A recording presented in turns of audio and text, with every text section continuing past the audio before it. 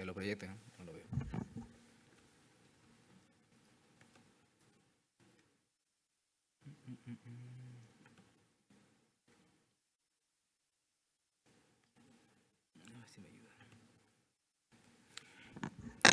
Ahora sí. Bueno, vamos a hablar sobre ablación de fibrilación auricular en insuficiencia cardíaca. Bueno, como les comentaba, ¿no? La fibrilación auricular e insuficiencia cardíaca, ambas son patologías prevalentes en nuestra población general. Ambas tienen una prevalencia que con el paso del tiempo viene aumentando, en especial a mayor edad, pues ambas patologías, tanto la fibrilación auricular como la insuficiencia cardíaca, empiezan a aumentar su prevalencia.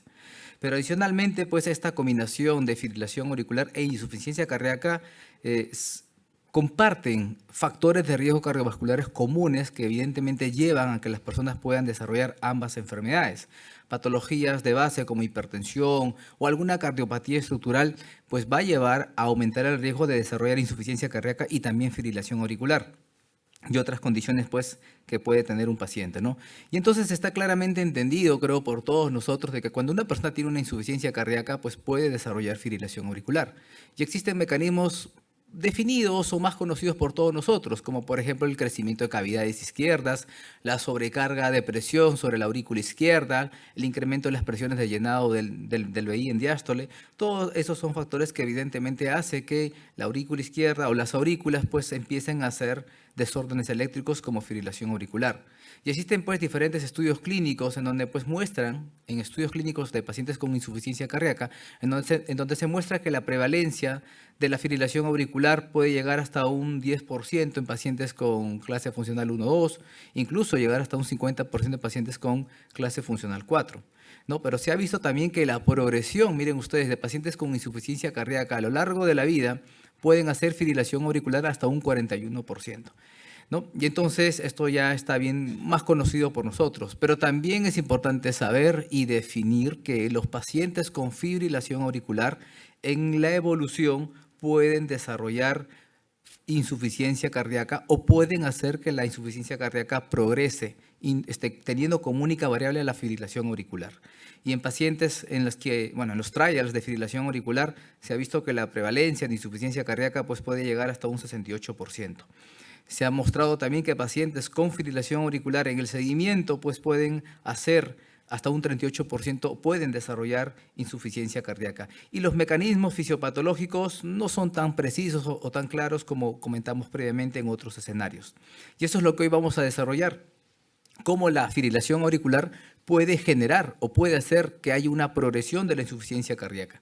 Existen varios mecanismos, como un efecto hemodinámico agudo, una taquicardiopatía, que creo que sí es conocida por todos, el propio ritmo irregular de la fibrilación auricular per se y la presencia de fibrosis ventricular causada por la fibrilación auricular puede llevar justamente pues, al desarrollo de insuficiencia cardíaca. Y entonces, justamente este aspecto, justamente el ritmo o el incremento de la frecuencia cardíaca o el efecto hemodinámico agudo se va a dar justamente en pacientes que llegan a la emergencia con una fibrilación auricular con respuesta alta. Y que justamente este incremento acelerado de la frecuencia cardíaca y la pérdida de la sístole auricular, ¿no? Y la irregularidad pues, en estos pacientes puede llevar a una descompensación aguda, a una falla cardíaca aguda, que pues manejando la fibrilación auricular podríamos estabilizar rápidamente al paciente. Pero también muchos pacientes pueden estar en fibrilación auricular con una respuesta acelerada y pueden pues esto perdurar en el transcurrir de las semanas, que puede llevar, como ustedes pueden ver en esta gráfica que les estoy mostrando, pues una taquicardiopatía, que va desde fenómenos de remodelamiento extracelular, intracelular, hasta alteraciones en el acoplamiento del calcio. Y este fenómeno no es que va a ocurrir pues en años o meses, puede ocurrir en semanas. Como ustedes pueden ver, a partir de la tercera, cuarta semana hay estos fenómenos que evidentemente pueden generar falla de bomba, llevando a una taquicardiopatía en estos pacientes. Pero otros fenómenos no muy bien definidos es la propia irregularidad de la fibrilación auricular, independientemente de que el paciente esté o no taquicárdico. La propia irregularidad de la fibrilación auricular también puede generar pues una progresión de la fibrilación auricular a una insuficiencia cardíaca. Y esto debido pues a una alteración en el acoplamiento, justamente excitación-contracción que ocurre a nivel de los cardiomiocitos ventriculares. Esto puede llevar a insuficiencia cardíaca. Y hay estudios que han mostrado que justamente la irregularidad del ritmo cardíaco puede generar alteraciones en la expresión de proteínas moduladoras del calcio, como es el caso del fosfolambán. Como ustedes pueden ver en pacientes con ritmos irregulares, hay una menor expresión del fosfolambán, que ustedes saben está muy relacionado con el metabolismo del calcio o la función del calcio dentro de este fenómeno de contracción del miocito. Pero también está relacionada esta irregularidad a alteraciones en la transmisión del calcio intracelular, viendo ustedes de que un ritmo irregular genera una reducción justamente en la velocidad de la transmisión del calcio intracelular. Son estudios que se han realizado en humanos, en animales también, y se ha visto pues esta correlación. Pero bueno, esta combinación, esta asociación de fibrilación auricular e insuficiencia cardíaca, si juntamos a ambos grupos, hasta un 38% pues muestran esta asociación. Y el problema es de que la presencia de fibrilación auricular en un paciente con insuficiencia cardíaca evidentemente va a empeorar el pronóstico, incrementando la mortalidad de forma general, como ustedes pueden ver en pacientes con insuficiencia cardíaca que se les detecta fibrilación auricular. Pero también son predictores de peor pronóstico. ¿Por qué? Porque va a aumentar los episodios de descarga de los desfibriladores en aquellos pacientes con insuficiencia cardíaca que cuentan con estos dispositivos. Sea el tipo de fibrilación auricular, la presencia de esta arritmia pues aumenta el riesgo de descargas apropiadas e inapropiadas generalmente, cuando lo comparamos pues con aquellos pacientes que no tienen fibrilación auricular. Evidentemente las descargas, si bien cuando son apropiadas ayudan al paciente, estas descargas inapropiadas pues pueden empeorar el pronóstico, ¿no? Obviamente en este grupo de pacientes. Y bueno, basado en esta información, en estos datos epidemiológicos, el impacto de la fibrilación auricular en la insuficiencia cardíaca, pues tenemos que analizar cómo podemos abordar el manejo de la fibrilación auricular en pacientes con insuficiencia cardíaca. Entonces, hay varios estudios, miren ustedes, ¿no? que vienen de años anteriores, en los cuales pues se compara si es que el control del ritmo versus el control de frecuencia. Es importante diferenciar en este grupo de pacientes con insuficiencia cardíaca. Y en este estudio clínico, justamente que les voy a mostrar, que es el AF, ¿no? CHF Investigator, que es el Atrial Fibrillation Cardiac Heart Failure, justamente hace este análisis, evalúa qué es mejor en pacientes con insuficiencia cardíaca, control del ritmo versus control de frecuencia. Y entonces este es un estudio muy interesante en el cual pues incluyen a pacientes con insuficiencia cardíaca FEBI reducida, sintomáticos y con una fibrilación auricular, que al menos tenga 12 veces, quiere decir que sea persistente. Entonces se compararon dos brazos, uno para ir al control del ritmo. Si el paciente está en una FA persistente hay que cardiovertirlo, pasarlo a ritmo sinusal y mantenerlo con un fármaco antiarrítmico, en este caso la amiodarona, versus el grupo control, que básicamente consiste en dar frenadores del nodo AB. Primer concepto, acá estamos haciendo un análisis entre fármacos, estrategia de control de ritmo versus control de frecuencia farmacológica. Y miren lo que mostró este estudio, no hay diferencia significativa. No hay ninguna diferencia significativa si yo voy a buscar estrategias farmacológicas para poder controlar el ritmo o mantenerlo en control de frecuencia. En realidad no hay diferencias en ningún aspecto, ni siquiera en reducción de mortalidad, reducción de stroke, reducción de progresión de falla cardíaca, el endpoint combinado, nada. Entonces, en pacientes con falla cardíaca, la terapia farmacológica para controlar ritmo o frecuencia en realidad no tiene mayor diferencia, no hay impacto.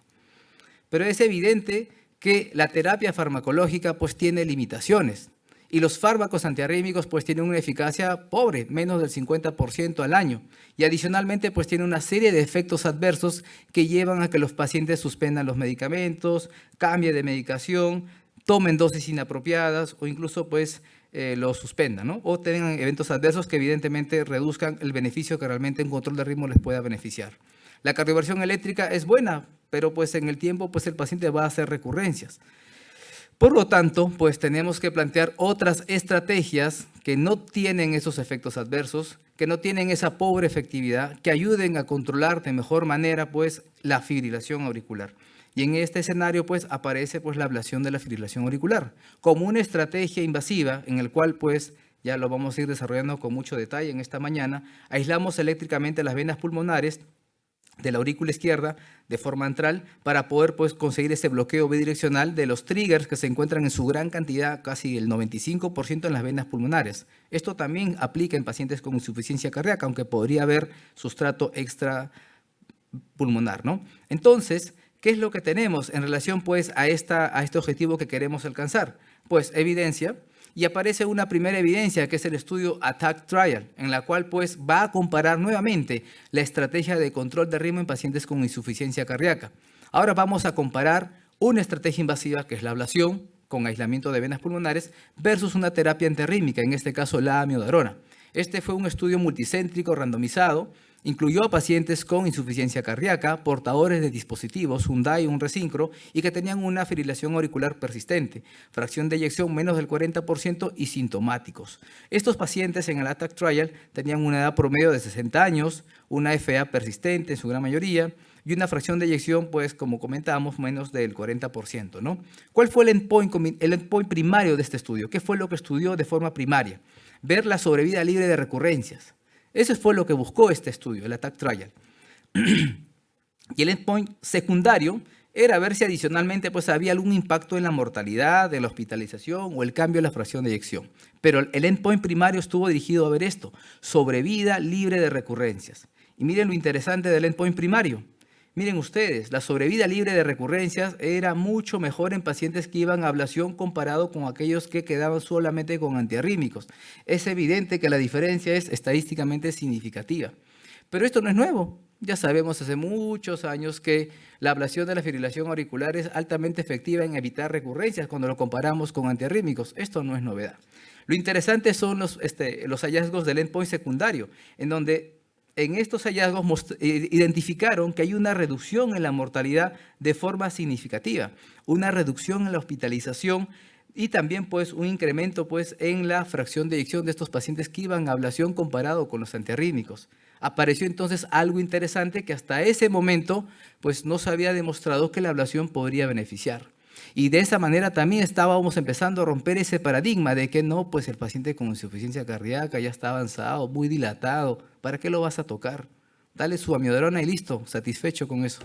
Pues empezamos a notar que con este primer estudio de que el impacto puede ir más allá de solamente mejorarle los síntomas al paciente, pero evidentemente estos eran endpoints secundarios y por lo tanto no podíamos sacar grandes conclusiones. Por lo tanto se diseñó un nuevo estudio, que es el estudio CASTLE-HF Trial, el cual justamente estuvo dirigido a evaluar estos endpoints o puntos duros. Este fue un estudio multicéntrico randomizado y justamente pues, va a comparar la ablación versus la terapia farmacológica, ahora sí en puntos duros. ¿Okay? Entonces, este CASTLE-HF pues, incluyó a pacientes con insuficiencia cardíaca, FEBI menos del 35%, sintomáticos, y eran pacientes portadores de dispositivos. Quiere decir que cuando a estos pacientes le hacíamos el seguimiento, pues el seguimiento iba a ser real, porque el dispositivo va a grabar todos los eventos. No es que vamos a hacer un holter cada 6 meses y a ver si hay recurrencia. Pues obviamente un holter cada 6 meses no dice mucha información. En cambio, estos estudios eran muy rigurosos porque nos mostraban exactamente cuál era la respuesta de estas dos terapias. Acá las características de las poblaciones eran muy similares. Y lo interesante del CASTLE-HF es de que el endpoint primario fue un elemento compuesto por mortalidad global y hospitalización por insuficiencia cardíaca. Esos puntos sí son muy interesantes, puntos que antes no evaluábamos y comparábamos en ablación de fibrilación auricular. El endpoint secundario ya fue evaluar pues, otros aspectos como la muerte global, la hospitalización por falla cardíaca, etc. Entonces, ¿qué fue lo que nos mostró este estudio? Miren ustedes, cuando hicimos una comparación y el seguimiento de pacientes con insuficiencia cardíaca y comparamos en la evolución de los pacientes, pues que los pacientes que iban a ablación tenían una sobrevida, ¿correcto?, que pues estaba libre de esos endpoints primarios. Era a favor de la ablación, que no habían estos eventos primarios que habíamos comentado, que es mortalidad global y hospitalización por insuficiencia cardíaca, cuando lo comparábamos con la terapia médica. Y esta diferencia pues, que se mostraba era significativa. Cuando hacíamos el análisis de cada uno de estos componentes, pues con mayor razón, mirábamos que los pacientes que iban a ablación tenían una mayor sobrevida comparado con los que iban a terapia médica. La hospitalización por empeoramiento de insuficiencia cardíaca también a favor de la ablación de fibrilación auricular comparado con la terapia médica. Entonces empezábamos a encontrar que la ablación de la fibrilación auricular comparado con la terapia médica en un estudio prolijo, bien estructurado, bien diseñado, mostraba un impacto favorable positivo en mejorar puntos duros como mortalidad, hospitalización por insuficiencia cardíaca, ¿no? Pero también en el análisis de subgrupo vimos que cuando los pacientes con insuficiencia cardíaca estaban ya muy avanzados, con FEBI menos del 25%, al parecer no había ese impacto favorable. Evidentemente, este es un análisis de subgrupos, no es que es la realidad final. Los endpoints analizados en este estudio sí fueron muy interesantes, ¿no? Y bueno, ya hace poco, hace unos 3 años, se empezó a analizar ya de manera más ambiciosa pacientes con insuficiencia cardíaca avanzada. Entonces aparece el estudio CASTLE-HTX, el cual pues va a incluir a pacientes ya no con insuficiencia cardíaca relativamente estabilizados, no, va a incluir a pacientes con falla cardíaca avanzada. Aquellos pacientes que ya están en lista de espera para ser trasplantados o que están esperando pues el implante de un dispositivo de asistencia ventricular, ¿no? Y que eran obviamente asintomáticos. Entonces, este estudio, que fue un estudio unicéntrico, eso sí hay que reconocerlo, fue un estudio randomizado e impactó pues el impacto de la ablación comparada con la terapia médica en estos aspectos que hemos planteado. La edad promedio 62-65, habían pacientes con FA paroxística en un 29%, la mayoría eran FA persistente. Miren ustedes el PRO-BNP como estaba altísimo, pacientes con falla cardíaca avanzada, y la fracción de eyección pues está menos del 30%, es una gran mayoría. El endpoint primario fue evaluar mortalidad global, implante de dispositivos o trasplante cardíaco, ¿no? Y lo mismo, lo que vamos a ver a continuación muestra lo siguiente, ¿no? Que el grupo de pacientes que fue a terapia médica, pues fue el que requirió más estos puntos finales. Quiere decir que fallecieron más, requirieron más implantes de dispositivos o mayor necesidad de trasplante de urgencia.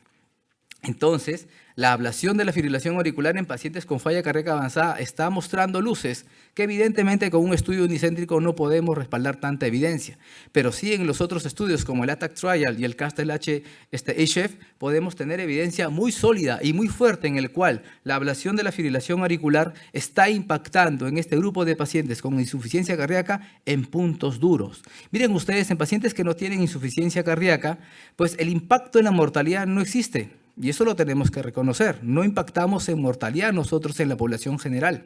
Mejoramos recurrencias, no hay discusión, eso está clarísimo cuando lo comparamos con los fármacos antiarrítmicos.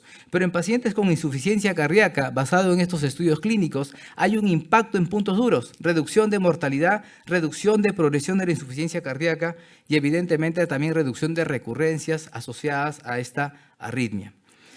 Finalmente, este es un estudio importante en el cual, pues, independientemente de la sintomatología o de la frecuencia cardíaca, les comenté, recuerdan uno de los mecanismos, la irregularidad del ritmo también podría impactar en la progresión o el desarrollo de insuficiencia cardíaca. Entonces, acá tenemos un estudio muy interesante que es el estudio cámara MRI, el cual pues busca determinar si la ablación de la fibrilación auricular puede mejorar la disfunción sistólica del ventrículo izquierdo comparado con una estrategia farmacológica de control de frecuencia. Este es un estudio muy interesante, incluyó este grupo de pacientes, FEBI menos del 45%, y que no tenían pues una cardiomiopatía definida, no es que eran pacientes posinfartados, con falla cardíaca, hipertróficos, no, eran pacientes con una cardiopatía dilatada idiopática, entre comillas, y que solo tenían fibrilación auricular. En ese grupo de pacientes, pues, se evaluó el endpoint combinado, que era, pues, cambio de la fracción de eyección, y los otros endpoints secundarios como, pues, dimensión, clase funcional y recurrencia. Acá se formaron dos grupos, uno que fue ablación de FA y otro que fue únicamente a control de frecuencia. Los que fueron a ablación de FA fueron a esta estrategia, aislamiento de venas más pared posterior. Y en este estudio, pues, también se logró identificar pacientes que tenían realce tardío y que no tenían realce tardío en la resonancia magnética, porque a todos se les hizo resonancia magnética, ¿ok? ¿Y qué fue lo que se encontró? Esto fue lo que se encontró. Miren ustedes el endpoint primario. Pues en el endpoint primario vamos a ver que hay un mayor incremento de la fracción de eyección en pacientes, ¿no?, que fueron a ablación comparado con aquellos que quedaron únicamente para control de la frecuencia cardíaca con terapia médica, al seguimiento a los 6 meses, diferencia estadísticamente significativa. Y este beneficio se vio más en pacientes que no tenían realce tardío en la resonancia magnética. ¿correcto? Entonces, son datos muy interesantes aquellos pacientes con cardiopatía dilatada idiopática, con presencia de fibrilación auricular. Independientemente de que la frecuencia esté controlada, estos pacientes se benefician de la ablación, ¿no? Entonces, acá tenemos la evidencia de las guías que nos hablan pues de que en pacientes con taquicardiopatía, evidentemente hay que sugerir ablación, y aquellos pacientes en quienes tienen insuficiencia cardíaca crónica, con terapia médica óptima, con fibrilación auricular, la ablación se convierte en una estrategia terapéutica que puede ayudar a mejorar puntos duros más allá de los síntomas o recurrencias. Y bueno, concluyo básicamente con este tema, ¿no?, de que la combinación de FA e insuficiencia cardíaca tiene una alta prevalencia en la población general. Existen mecanismos fisiopatológicos que definen cómo la FA puede llevar a insuficiencia cardíaca. Y bueno, la presencia de FA con insuficiencia cardíaca se asocia a peor pronóstico y que la ablación de la fibrilación auricular en pacientes con insuficiencia cardíaca impacta en puntos duros a diferencia de la población general. Muchísimas gracias. Ya saco, ¿no?